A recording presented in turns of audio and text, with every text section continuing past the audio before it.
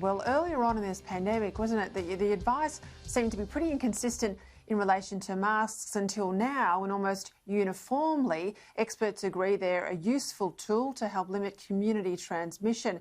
Now pressure's mounting on other states beyond Victoria to look at similar rulings on masks. Is it necessary? Should they, and when should they be worn? Epidemiologist and infectious diseases expert at the University of New South Wales, Professor Raina MacIntyre, joins me now from Sydney. Raina, thanks for coming on the show. Thank you for your time. Give us the expert view. Should people be wearing masks outside of Victoria? Yes, I think particularly for New South Wales, with any of the non-pharmaceutical interventions, they work the best when they're used early. So ideally, we shouldn't be waiting until things get really bad before we mandate masks. I think at least strongly encouraging everyone to wear a mask at this stage in places like Sydney particularly would avert a larger epidemic potentially.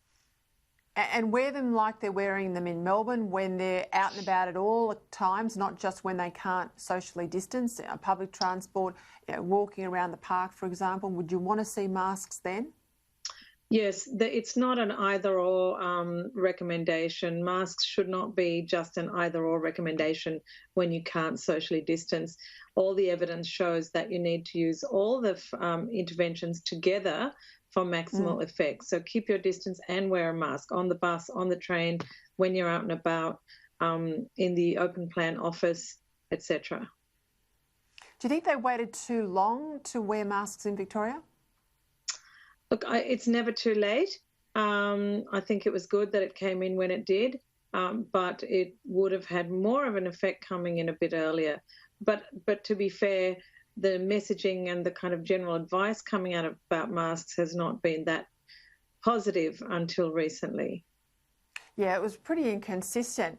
I want to look at another inconsistency too. We were told for a long time that, because of the filtration systems on aircraft, short-haul flights, these are flights usually within Australia, let's say, not the international ones, they're all said to be low risk. But one of your professorial colleagues at the University of Queensland, QUT, Technology University, is saying that people are at risk of contracting coronavirus if they are flying.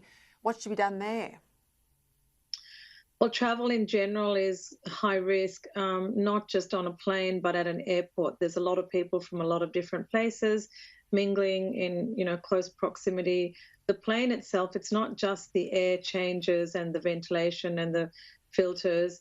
It's also the toilets. The SARS coronavirus is excreted in the feces, and toilets are a high-risk zone on an aircraft.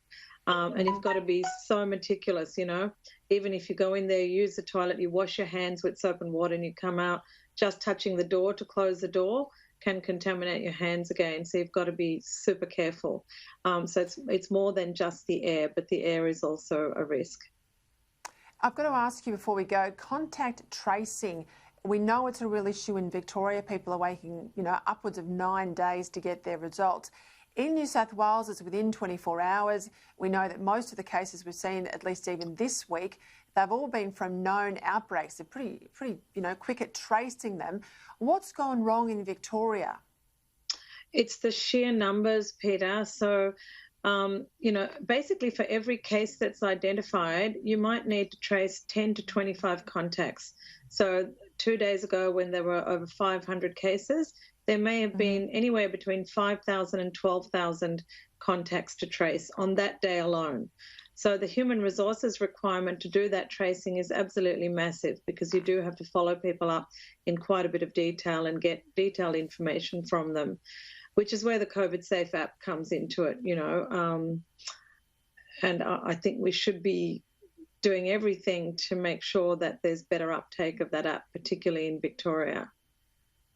Yeah, and I had someone on the show last night. We talked about some of the deficiencies with the model of that app in Australia as opposed to places like Ireland, where it's worked more effectively. Let's hope there's some remedies done, at least at a Commonwealth level, on that app, and it's put out again.